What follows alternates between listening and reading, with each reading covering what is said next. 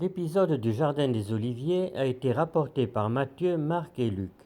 Après la scène, Jésus se rend en ce lieu avec Pierre, Jacques et Jean, qui l'invitent à veiller et prier, avant de s'éloigner pour s'adonner lui-même à la prière. « Mon Père, s'il est possible, que cette coupe s'éloigne de moi. » En principe, les apôtres se distinguent selon la couleur de leurs vêtements, jaune et bleu pour Pierre, rouge et vert pour Jean, brun pour Jacques. Mais la règle n'est pas toujours respectée. Il a inspiré de nombreux peintres et pas des moindres.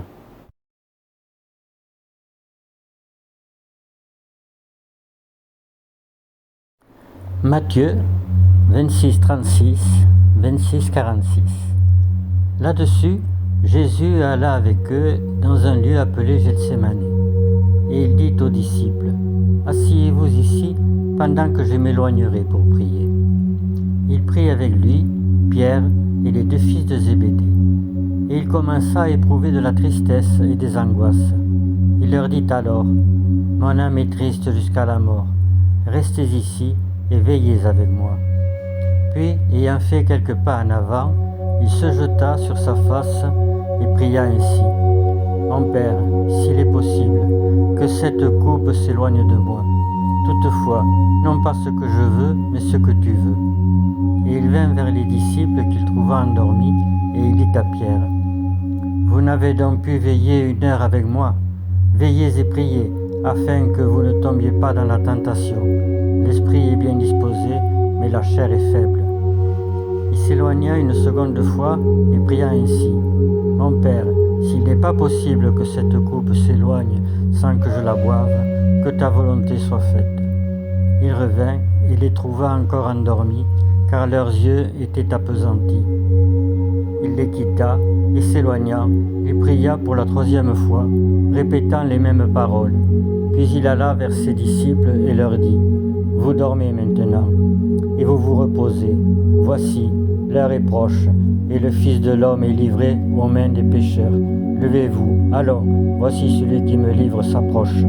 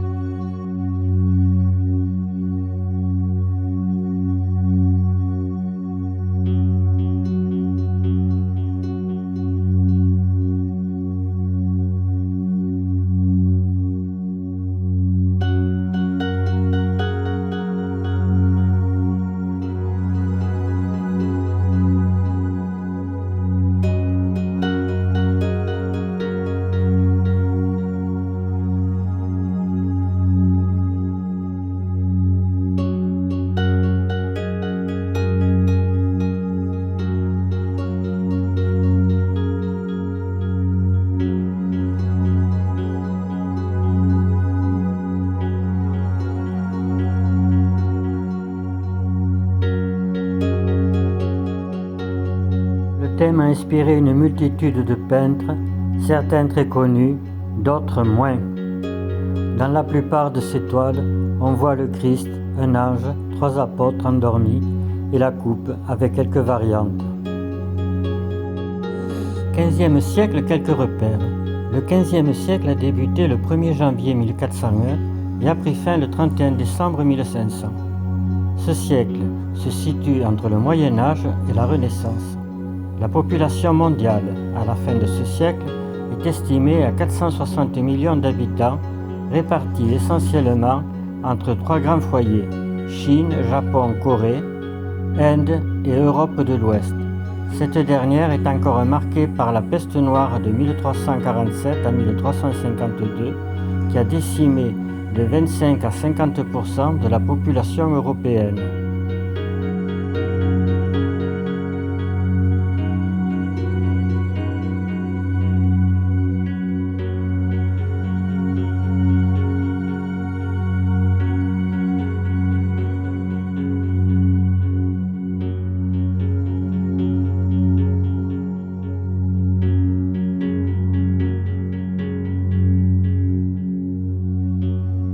Religieux dominicain, il a cherché à associer les principes picturaux de la Renaissance Construction en perspective et représentation de la figure humaine avec les vieilles valeurs médiévales de l'art, sa fonction didactique et la valeur mystique de la lumière.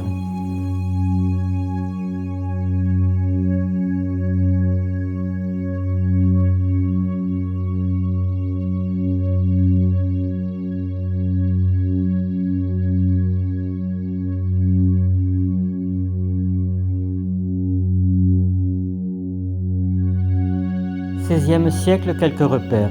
Ce siècle est marqué par un renouveau intellectuel et artistique en Europe, à la suite de l'extension de la Renaissance née en Italie, au reste de l'Europe et par les grandes découvertes. Sur le plan religieux, la réforme protestante conteste l'autorité des papes et le Concile de Trente, 1545-1563, précise certains points de doctrine, comme le péché originel.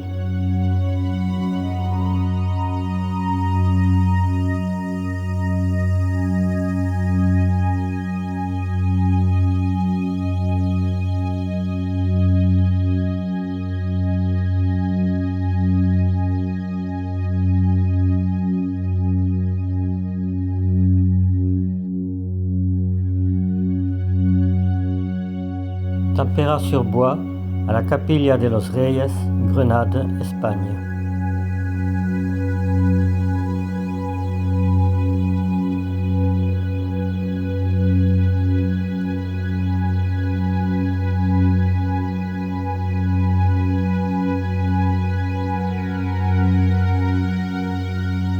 Peintre maniériste italien de la première moitié du XVIe siècle, dont l'œuvre se rattache à l'école de Parme. Son auteur fait partie de l'école florentine à qui on attribue les principes mêmes de la Renaissance italienne. On dirait presque du Botticelli, mais non.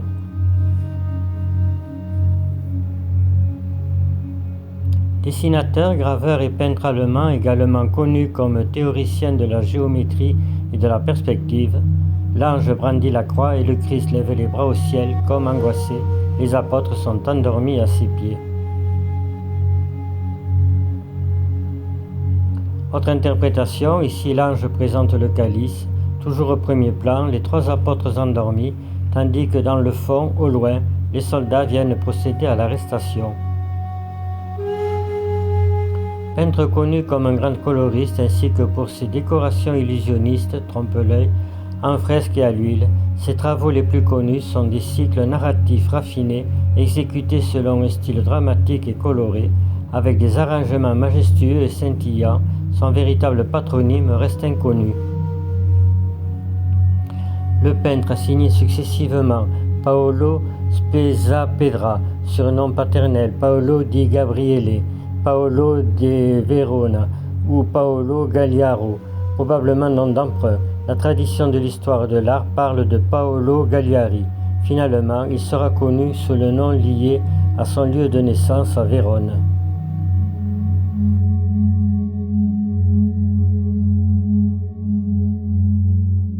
Une des 5 fresques des scènes de la Passion du Christ à la Chartreuse de Galluzzo à Florence, 1523. Était-il fou, hérétique, mystique, arrogant, astigmate? Domenikos Theotokopoulos est un destin hors du commun dans l'Europe du XVIe siècle. Version verticale, version horizontale.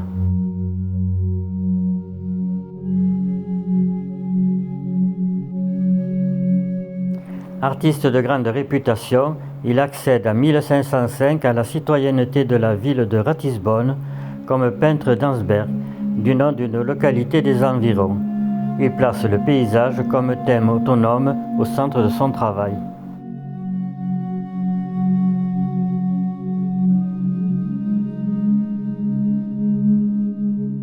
Agonie au jardin, technique mixte. L'ancien est un peintre allemand né à Augsbourg en 1460 et mort à Isenheim, en Alsace, en 1524.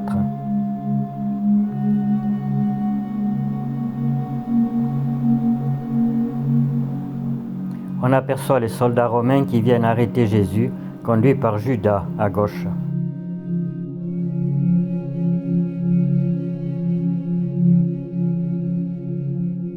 dessinateur et graveur français, surnommé le Parocel des batailles.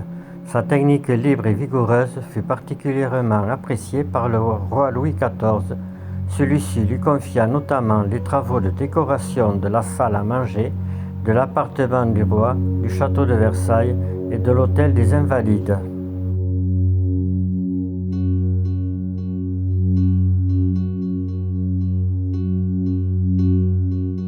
Le Christ au mont des Oliviers vers 1510, huile sur bois. À droite, derrière le Christ, dans le fond, on aperçoit Jérusalem, des soldats qui arrivent, guidés par Judas.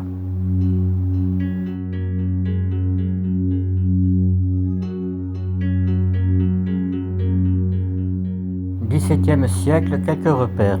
Le XVIIe siècle est marqué par la naissance de la science moderne avec Galilée, par la guerre de 30 ans et par la poursuite de la colonisation européenne des Amériques.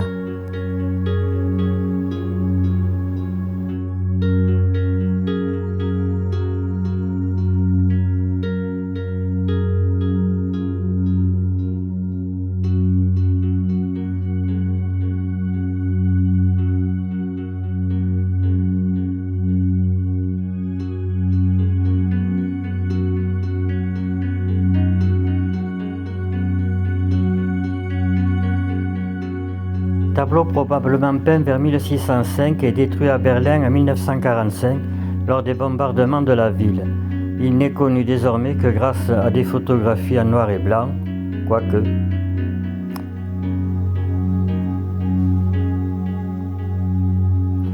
Peint entre 1646 et 1650, huile sur toile d'après Luc.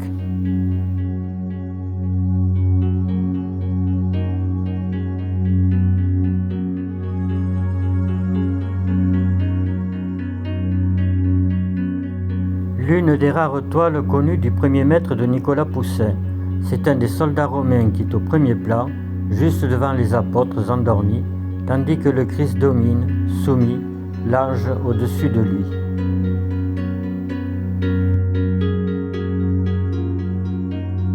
Huile sur cuivre, ancienne collection Barberini, vendue aux enchères 6,7 millions de dollars en 1999.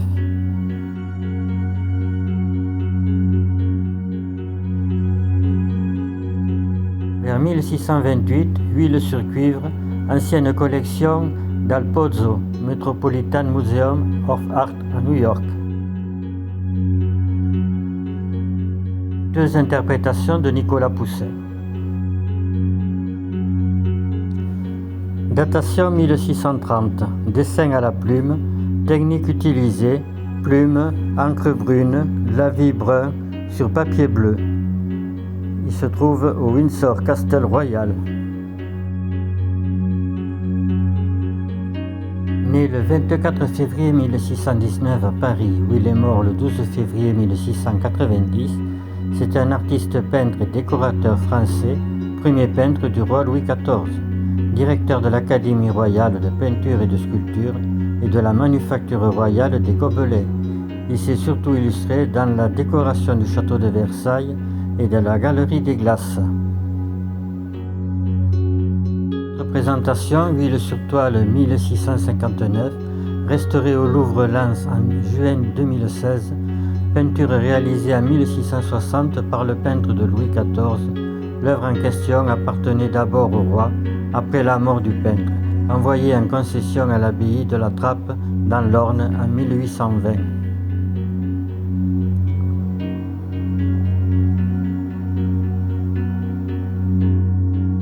Peintre et sculpteur, l'artiste était notoirement connu pour son humeur impétueuse et l'on rapporta qu'un jour il aurait commis le blasphème de réduire à miettes la statue d'un saint après que les négociations avec un acheteur éventuel n'eurent pas abouti.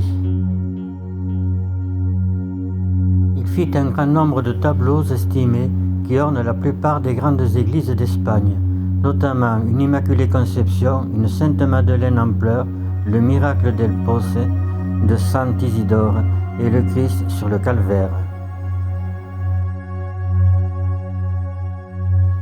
XVIIIe siècle, quelques repères.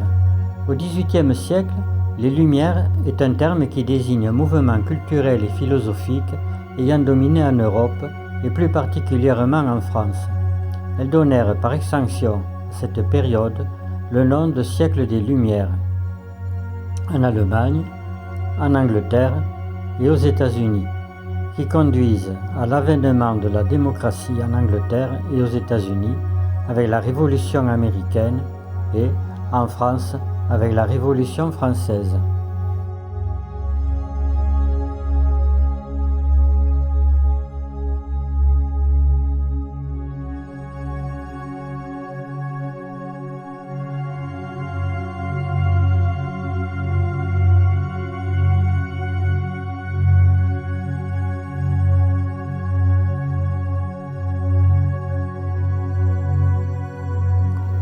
Né le 30 octobre 1698 à Welsberg, dans le Tyrol du Sud, aujourd'hui Montgelf-Tesside, dans le Trentin Haut-Adige, et mort le 20 septembre 1762 à Vienne, il est un peintre baroque autrichien.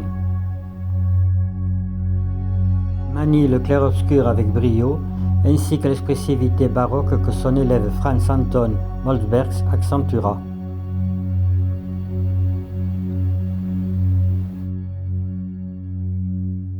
Élève à Venise d'Antonio Zanchi, il part à Rome en 1678 où il devient un des plus importants artistes et où il devient le chef de l'école rococo romain.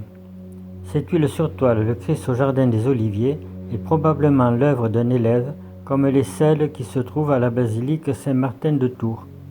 Le tableau a été rentoilé à la fin du XIXe siècle et nécessite quelques petites restaurations.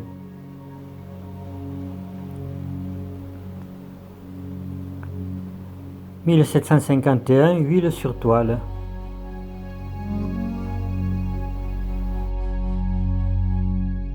XIXe siècle, quelques repères.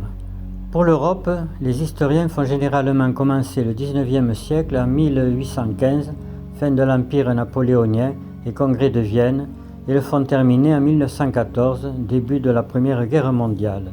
Trois grandes tendances ont marqué ce siècle: l'industrialisation, la démocratisation, le nationalisme. Ce siècle a connu une explosion démographique, on parle de révolution démographique.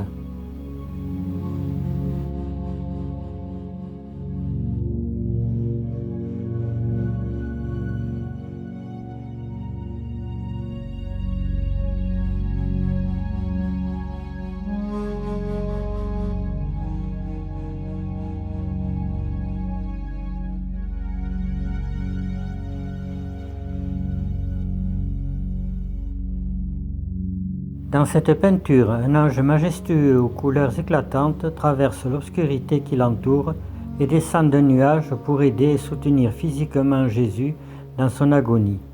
L'œuvre est dominée par des lignes verticales formées à la fois par les arbres et les deux bras de l'ange. Deux lignes intérieures convergent vers les paumes du Christ, évoquant les stigmates des clous enfoncés lors de la crucifixion. Peintre paysagiste qui appartient un temps au groupe des peintres de l'école de Barbizon. Né à Paris le 28 juillet 1796, mort dans cette ville le 23 février 1875, il était issu d'une famille qui appartenait à la bourgeoisie aisée.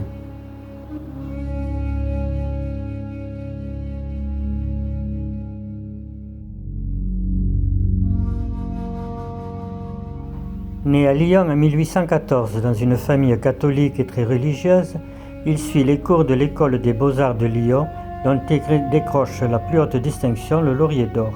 Assez difficile à saisir, son œuvre, pas du tout canonique, est assez complexe car elle mêle en arrière-plan des personnages hérétiques tels que Voltaire. Cette toile imposante de 2,94 m sur 3,62 m est l'une des rares œuvres religieuses de l'artiste, peint en 1827.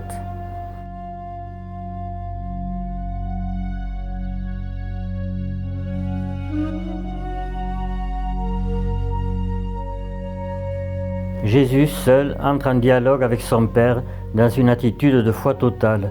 Il laisse paraître d'une part le trouble qui l'étreint, à une heure décisive et d'autre part sa volonté d'être disponible, de se soumettre et de s'abandonner, de faire face à la dure et cruelle réalité du péché, de la mort imminente, de cette coupe imbuvable.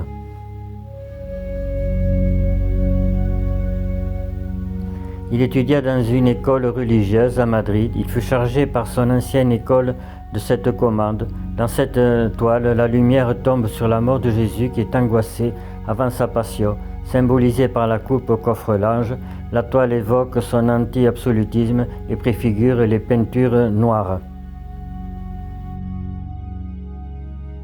Peintre symboliste français dont le travail met principalement l'accent sur l'illustration de figures bibliques et mythologiques. Ici, seul, le Christ est suggéré au pied d'un olivier.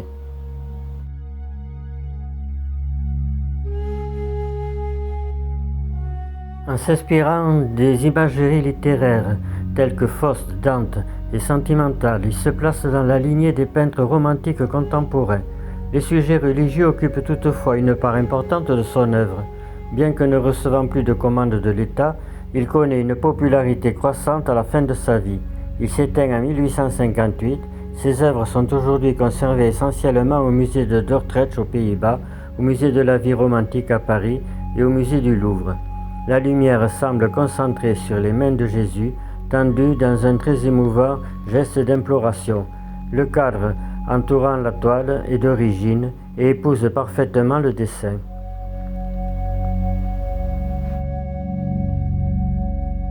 Élève de Picot en 1839, prix de Rome en 1845 avec Bénoville, il poursuit dès son retour à Paris en 1851 une carrière ambitieuse de peintre d'histoire. Sa naissance de Vénus, achetée par l'empereur en 1863, contribuera à sa renommée. Il reçoit par ailleurs de nombreuses commandes de portraits, dont celui de l'empereur en 1865. Couvert de récompenses, il meurt en 1889. Ses funérailles furent considérées comme un événement. L'église Saint-Roch à Montpellier conserve une de ses œuvres de jeunesse, le Christ au jardin des Oliviers.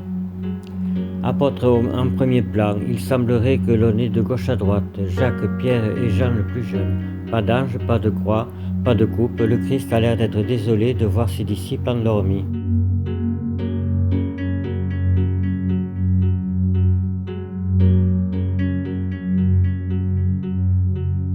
« 1840, le Christ au jardin des Oliviers au musée des Beaux-Arts de Lyon. Apôtre en premier plan, 3 anges dont l'un porte la croix, l'autre la coupe. Le Christ affalé comme résigné. »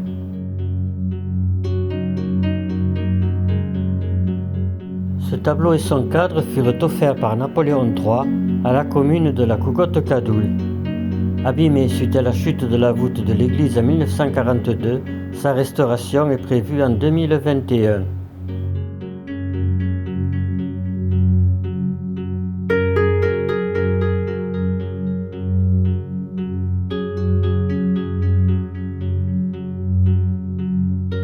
Huile sur toile datant de 1889 au Norton Museum of Art, Palm Beach, Floride.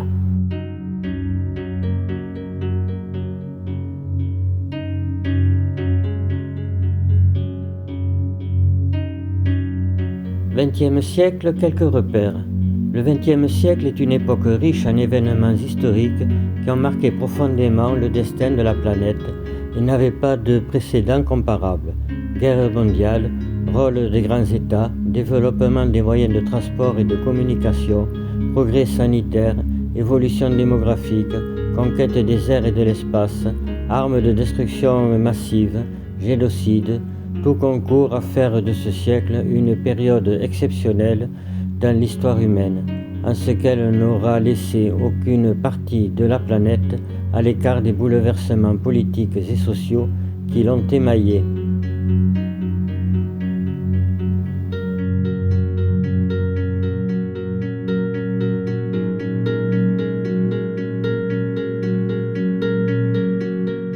Huile sur carton.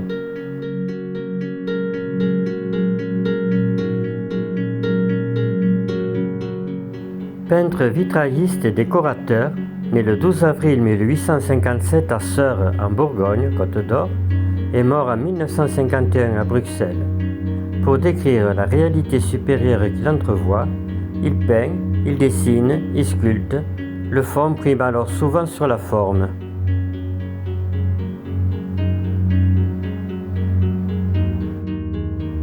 XXIe siècle, quelques repères.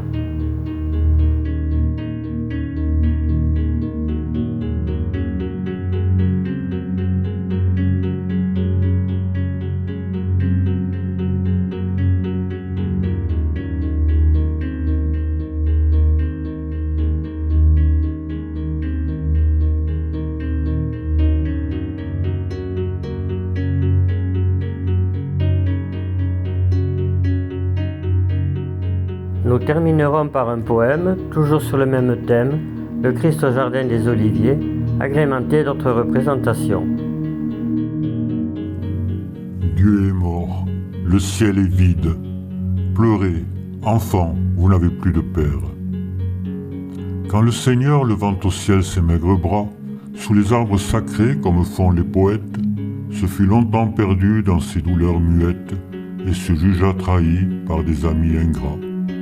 Il se tourna vers ceux qui l'attendaient en bas, rêvant d'être des rois, des sages, des prophètes, mais engourdi, perdu, dans le sommeil des bêtes, et se prit à crier « Non, Dieu n'existe pas ».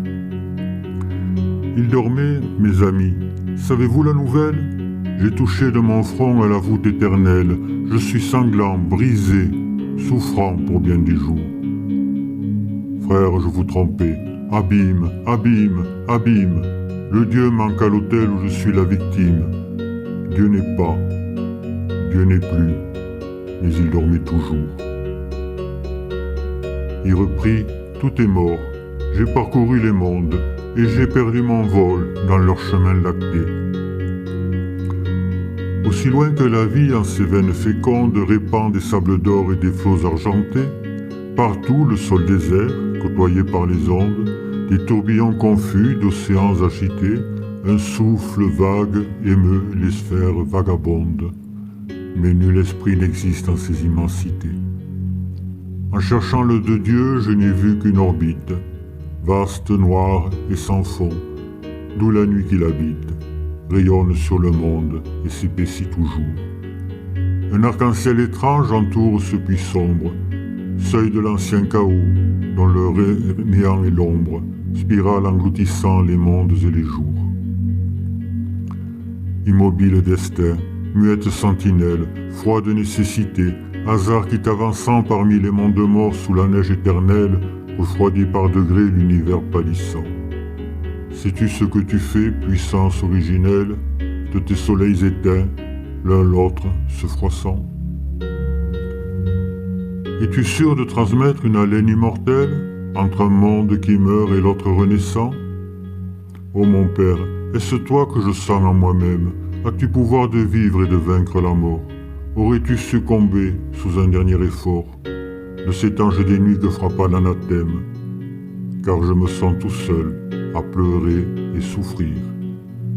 Hélas, et si je meurs, c'est que tout va mourir. Nul n'entendait gémir l'éternelle victime, livrant au monde en vain tout son cœur épanché. Mais prêt à défaillir et sans force penché, il appela le seul éveillé dans Soulim. « Judas, lui cria-t-il, tu sais ce qu'on m'estime, hâte-toi de me vendre et finis ce marché. Je suis souffrant, ami, sur la terre couché. Viens, ô toi, qui du moins a la force du crime. » Mais Judas s'en allait, mécontent et pensif, se trouvant mal payé, plein d'un remords si vif qu'il lisait ses noirceurs sur tous les murs écrites. Enfin, Pilate seul, qui veillait pour César, sentant quelque pitié, se tourna par hasard. « Allez chercher ce fou, dit-il au satellite. » C'était bien lui, ce fou, cet insensé sublime, cet écart oublié qui remontait les cieux, ce phaéton perdu sous la foudre des dieux, ce bel Attis meurtri que si belle ranime. L'augure interrogeait le flanc de la victime. La terre s'enivrait de ce sang précieux, l'univers étourdi penché sur ses essieux, et l'Olympe un instant chancela vers l'abîme. Réponds, criait César à Jupiter Amon. Quel est ce nouveau dieu qu'on impose à la terre? Et si ce n'est un dieu, c'est au moins un démon. Et l'oracle invoqué pour jamais dut se taire, un seul pouvait au monde expliquer ce mystère, celui qui donna l'âme aux enfants du Limon.